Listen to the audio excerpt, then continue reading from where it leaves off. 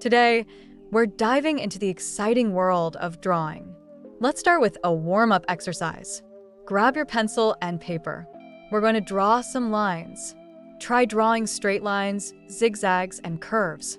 Feel how the pencil moves across the paper. This is your warm-up, just like stretching before a game. Now, let's talk about shapes. Shapes are the building blocks of drawing. Can you draw a circle? Great. How about a square? Perfect. Now, let's add a triangle.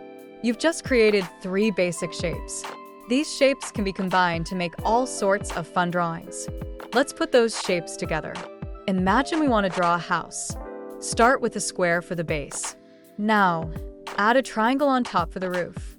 Don't forget to add a rectangle for the door and some circles for windows. Look at that. You've created a house using just shapes. Next, let's add some color. Grab your crayons or colored pencils. Think about what colors you want to use.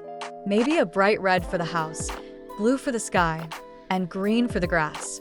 As you color, remember to stay inside the lines, but it's okay if you go outside a little. Art is all about having fun and expressing yourself.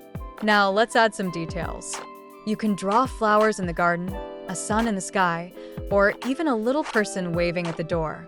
Details make your drawing come alive.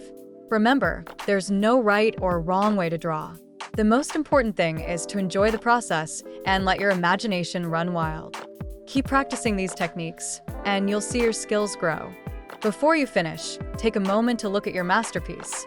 You've used lines, shapes, and colors to create something unique. Keep drawing, keep exploring, and most importantly, keep having fun.